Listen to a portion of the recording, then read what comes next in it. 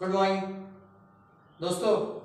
ये मेरा दूसरा एपिसोड है और उसी ट्रैक पर जाऊंगा, लेकिन थोड़ा सा आपका इंटरेस्ट जगाने के लिए थ्योरी तो नहीं, लेकिन हम किस कॉन्सेप्ट पर चलते हैं ड्यूरिंग कम्युनिकेशन, इफेक्टिव कम्युनिकेशन जिन लोगों का होता है वो बेसिकली किस कॉन्सेप्ट पर चलते हैं जल्दी जल्दी मैं बताऊंगा।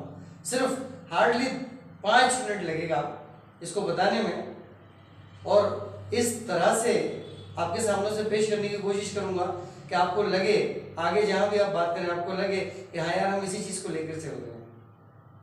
ये इफेक्टिव कम्युनिकेशन के बेसिक कॉन्सेप्ट्स हैं जिनको मैंने ये डायग्रामेटिक रिप्रेजेंटेशन दिया है, डायग्रामेटिकली आपके सामने रखने की कोशिश की है। इसमें 6 स्टेजेस होती हैं, एक्चुअली 7वीं भी होती है, लेकिन 7वीं एक कॉम्प्लीमेंट्री जिसको मैं बाद में बताऊंगा, वो ऑप्शनल है। आप चाहें तो उसको थ्योरेटिकली पढ़ सकते हैं, चाहें तो किसी से उस पर बात कर सकते हैं, और अगर नहीं चाहें तो इस ट्रैक पर जो आप चलेंगे अपने आप आपके पर्सनैलिटी में और आपके कम्युनिकेशन में एक फाइननेस इंक्रीज होती चली जाएगी, मतलब शार्पनेस, यानी बिल्कुल रिफाइंड कम्युनिकेशन होता चलेगा। सबसे पहला बेसिक रिक्वायरमेंट जो होती है वो है ट्रस्ट। आप जो भी बोल रहे हैं, अगर लोग आप पर विश्वास कर रहे हैं कि हाँ आप कंक्रीट बोल रहे हैं, तो कम्युनिकेशन आपका फाइननेस की तरफ जा रहा है, आपकी पर्सनैलिटी रिफाइन होके डिसेंसी के साथ लोगों को पेश हो रही है। ये पहली स्टेज है, और इसके साथ साथ पहली के साथ हमेशा चौथी को ध्यान में रखना है, नो असम्पशन। किसी भी चीज की कल्पना करना या कल्पना रूप में विचरण करना या एज्यूम करना, मान लेना कि ऐसा होता है और फिर उस पर डिस्कशन करने लगना, ये गलत है। एजम्पशन नहीं होता। पर्सनैलिटी डेवलपमेंट के केस में एजम्पशन की कोई जगह नहीं है। एजम्पशन की जगह सिर्फ एक जगह होती है। दुनिया में एक कॉन्सेप्ट चलता है, मैथमेटिक्स वाले ज्यादातर कहते हैं कि दुनिया का बेस मैथमेटिक्स है। मैं एग्री हूं इनसे, नो क्रिटिसिज्म। लेकिन मैंने एक बार एक मैथमेटिक्स वाले प्रोफेसर से एक बात पूछी, सर आप लोग कहते हैं कि दुनिया का बेस मैथमेटिक्स है, मैथमेटिक्स का बेस क्या? मैं मानता हूं मैथमेटिक्स का, दुनिया का बेस मैथमेटिक्स है, क्योंकि आदमी जब पैदा होता है तो वो सेल डिवीजन से पैदा हुआ होता है। सेल डिवीजन जब उसकी बॉडी में होता है, जिसमें जान आती है बाद में, जब सेल डिवीजन होता है तो उसका सेल डिवीजन 2 प्रोसेस से चलता है, एरिथमेटिक प्रोग्रेशन भी होता है और एक्सपोनेंशियल प्रोग्रेशन भी होता है। लेकिन मैथमेटिक्स अगर दुनिया का बेस है तो आप जरा ये बताएं कि मैथमेटिक्स का बेस क्या है? वो चुप हो गए। मैंने कहा मैथमेटिक्स का बेस होता है माना कि, एज्यूम दैट, सपोज दैट। जिस सब्जेक्ट का बेस ही इमेजिनरी हो, असम्पशन बेस्ड हो, वो क्या बेस होगा? एनीवे, लेकिन मेरा मैथमेटिक्स वालों से कोई विवाद नहीं है। मेरे बहुत अच्छे दोस्त हैं, कई फ्रेंड्स हैं। एक तो मेरे दिल के बहुत करीब है, मैं उसका नाम नहीं लूंगा, कुछ दिन बाद बताऊंगा, अभी नहीं। वो मैथमेटिक्स वाले, वो वाकई में दुनिया का बेस मैथमेटिक्स होता है, लेकिन पर्सनैलिटी में कभी भी असम्पशन नहीं होता। तो पहला और चौथा स्टेज ये साइमल्टेनियस होते हैं, जहां आपने इस पैटर्न पे काम करना शुरू किया। ट्रस्ट जैसे जैसे डेवलप हुआ, इसका मतलब ये है कि आप फैक्चुअल बात कर रहे हैं। नंबर 2 है क्लियर एंड कॉन्साइज टॉक। कम से कम, मैंने भी इसलिए जल्दी से जल्दी ज्यादा से ज्यादा बात करने की कोशिश की है।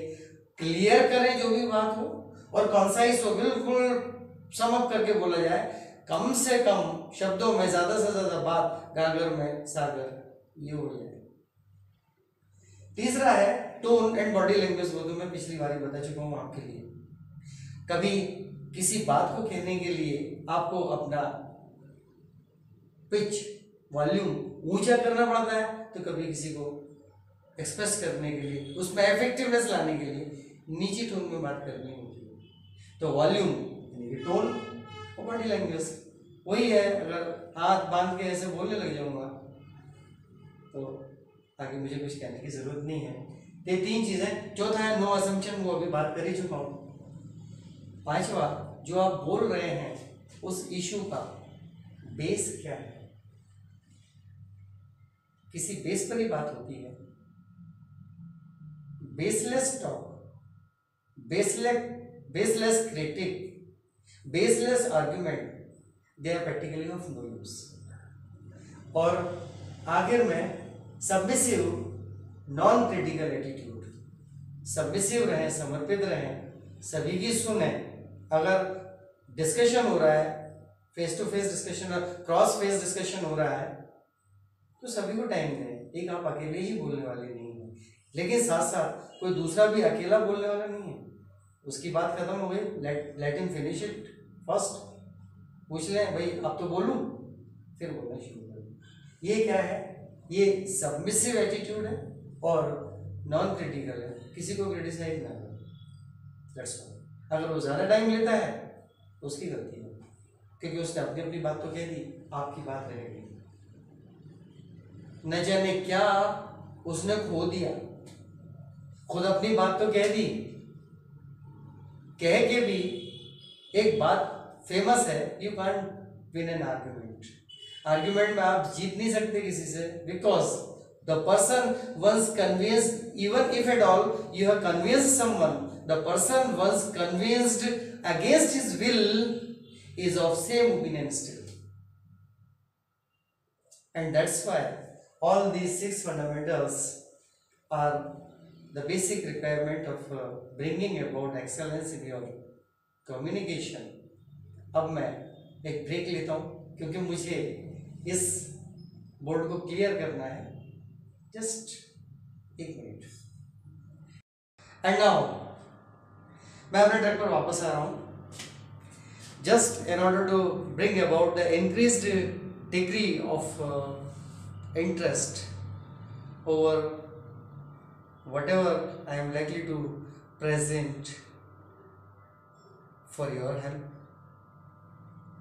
for your highly solicited presence in this program. Next sentence, miraculous sentence, जिस पर मैं आ रहा हूँ, कभी मैंने पढ़ा था, बहुत अपीलिंग था वो सेंटेंस। इसके अलावा एक और सिर्फ 2 सेंटेंस पर ही बात करूंगा, लेकिन आप देखिएगा इफेक्टिव कम्युनिकेशन, मिरेकुलस कम्युनिकेशन, कैसे जो लोग बोल देते हैं इन चीज़ों को चूज करके कि हम इन्हें बोलेंगे, और ऐसा नहीं है कि कहीं भी बोलते चलते हैं, as and when it's required, at its hard requirement. एक सेंटेंस पढ़ा था,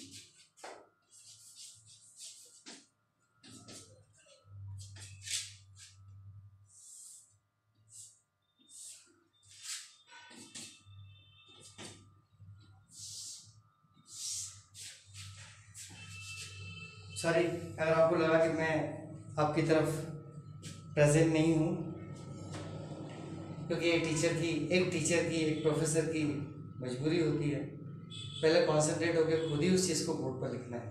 anyway, surprisingly marvellous and enormous sentence, take care to get what you like, otherwise you shall be bound to like what you get. I think this kind of quotable quote is extremely inspiring for those who are job aspirants, competitors for better quality of job. especially by way of campus or by way of interview, whatever it is. Take care to get what you like. Body language में अगर इसको लेंगे तो take care to get what you like, otherwise you shall be bound to like what you get. Body language, body language पर जोर दें. Take care to get what you like, otherwise you shall be bound to like what you get. Body language ही बदल गया. जो चाहते हो, जो आपको पसंद है, उसे पाने की परवाह करो. टेक केयर टू गेट, उसे पाने की परवाह करो. व्हाट यू लाइक, जो आप पसंद करते हो, अदरवाइज नहीं तो you shall be bound to like, जो आपको मिल रहा है वही पसंद करने के लिए मजबूर हो. यहां पर टेक केयर टू गेट, ये तो आ रही है वर्ब, और ये व्हाट यू लाइक ये पूरा का पूरा आ रहा है नाउन. अदरवाइज अब जो यहां वर्ब थी, you shall be bound to like, bound to like ये हो गया वर्ब, क्रॉसिंग हो गया व्हाट यू गेट, ये नाउन. ये नाउन और वर्ब्स के बीच में स्वैपिंग मजाक नहीं है, ये कोई फन नहीं, ये कोई कॉमेडी नहीं है. किसी भी कॉमेडियन या फिल्म स्टार के द्वारा की गई कोई कॉमेडी नहीं है. ये जिंदगी की कड़वी सच्चाई है. और अगर यही सच्चाई आप कहते हैं ड्यूरिंग कम्युनिकेशन, ड्यूरिंग कन्वर्सेशन, और वो कन्वर्सेशन भी इंटेलेक्चुअल काइंड ऑफ कन्वर्सेशन, लोग एकदम से चौंक पड़ते हैं. कभी कभी तो इसमें भटक जाएंगे कि यार ये गिमिक है कोई, लेकिन सीधी सीधी बात है. अगर किसी ने कहा pardon, please repeat your words again. Take care to get. You are free to repeat it time and again. You are free to repeat the same words time and again. No problem as such. Take care to get what you like. Otherwise, you shall be bound to like what you get. जो चाहा उसे पाने के लिए सही सही काम करो. जो चाहते हो उसे पाने के लिए सही सही काम करो. अन्यथा जो मिलेगा उसी में संतोष करना पड़ेगा. ये दूसरी लाइन का मतलब है, वही पसंद करना पड़ेगा.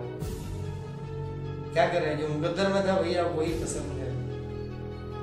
ये लोग सेकंड कैटेगरी, ठीक है.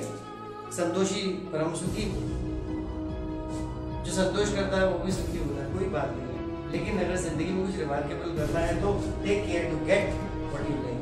This is the first variety of person who are alert over this kind of attitude.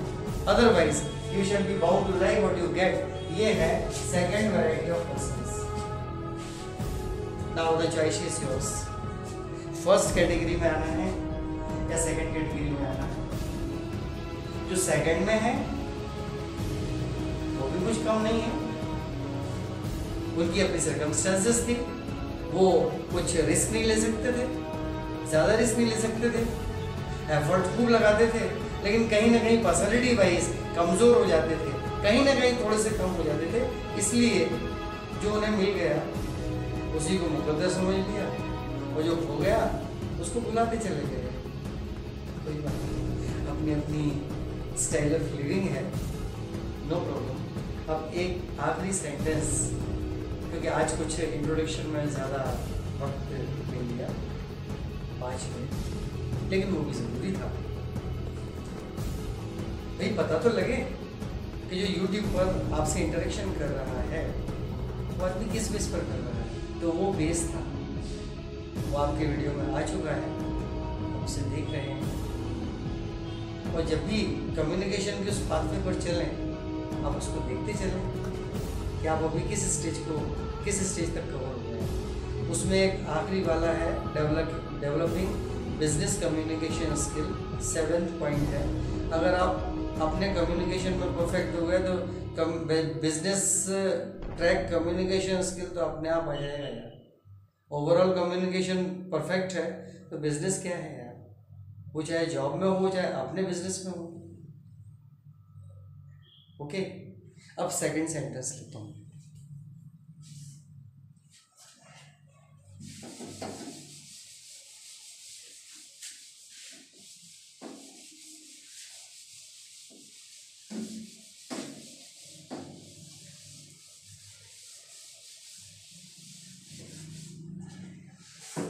ये नाउन और वर्ब की स्वैपिंग से बिल्कुल हटकर एक अलग टाइप का सेंटेंस है जिसने मुझे ज़िंदगी में बहुत अपील किया। और ये एक्चुअली एक ऐसा सेंटेंस है कि जिसकी फिलॉसफी कोई समझ लेता है तो वो अपने आप को मैनेज करना सीख जाता है। कोई आदमी आपसे बात कर रहा है, किस तरह का आदमी है तो उसकी बातों से समझ में आ जाएगा। कोई आदमी आपके समझाने पर किसी चीज़ को समझ लेता है, एसिमुलेट करता है, तो उसकी एक कैटेगरी होती है। उस चीज़ को अवॉइड करता है, वो दूसरी कैटेगरी का होता है। जो वहीं आर्गुमेंट करने लगता है कि नहीं आप गलत बोल रहे हैं, वो तीसरी कैटेगरी का है। लेकिन बेसिकली दो ही प्रकार के व्यक्ति होते हैं। Basically there are only 2 types of personality. दो ही प्रकार के व्यक्तित्व होते हैं, उसको इस सेंटेंस में कहा गया है। देखिए, किसी को बुद्धिमान तो कहना है, वाइस कह दिया, लेकिन किसी को मूर्ख कहना है। कितनी खूबसूरती के साथ उसे मूर्ख कह दिया, और कितने, जिसको कहना चाहिए बिल्कुल रिफाइंड वर्ड्स, कितनी शराफत के साथ, कितनी सदाशता के साथ उसको मूर्ख कहा है।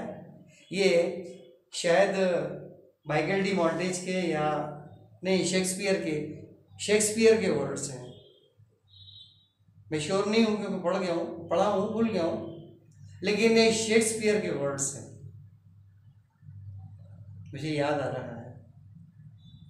एक लाइन में कितनी गहरी बात कही है।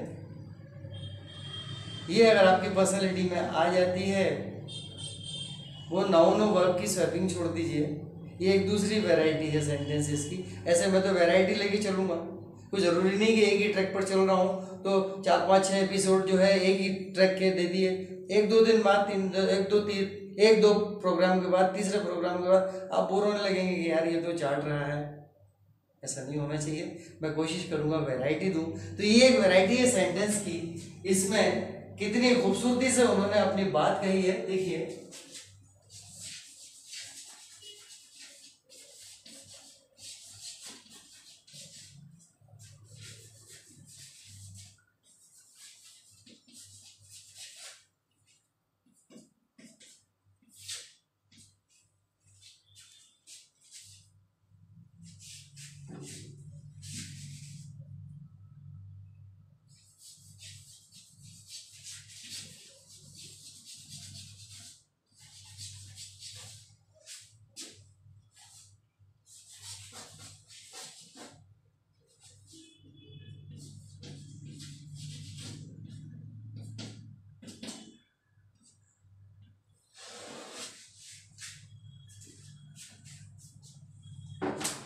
अदरवाइज शब्द का मतलब होता है अन्यथा। इन्होंने कहा कि सम फोक्स आर वाइज, कुछ लोग बुद्धिमान होते हैं, एंड सम आर अदरवाइज।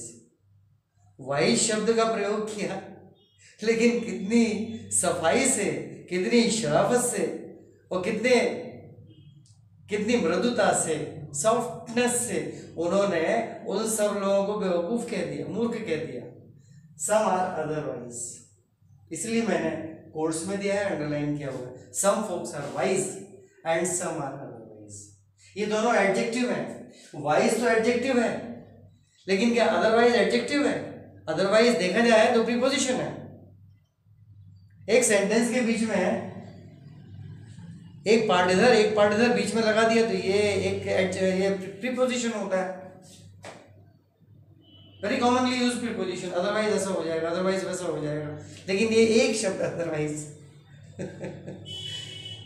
कहाँ से कहाँ आदमी को ले गया वाइज, और कहाँ से कहाँ आदमी को ले आया otherwise surprising. An ordinary person can hardly imagine such kind of miracles during effective communication, effective conversation. Conversation not along with a literary qualification. I have no literary qualification as far as MA English literature is concerned. I'm just an MSc and PhD in chemistry. But regardless of whatever the qualification I have got, it's only due to my personal inclination towards the subject and towards the betterment of my personality first. I started going through it, assimilating it, and many times I used the same kind of sentences and words and some other phrases also. इसीलिए grammar पर कभी नहीं चला। Grammar की किताब पढ़ने के बाद वो तो रेन एंड मार्टिन उठा लो, एफ.टी. वुड उठा लो, कितनी सारी किताबें हैं, पढ़ने लेके बैठ जाओ। That doesn't mean you can be an effective communicator, कितना भी पढ़ लो, लेकिन इन्हीं चीज़ों को देख के जब आप एसिमुलेट करने की कोशिश करते हैं, एसिमुलेट कर भी लेते हैं, और फिर as and when required all of a sudden आपके अंदर से वो चीज़ निकल आई, means you are on the way to handle your personality along with effective or say miraculous communication, effective communication। अपने आप ही लोग देखते हैं ये बात कैसे निकल गई, क्या है ये बात, कैसे कह गया ये, बस आज मुझे इतना ही कहना था। बाय।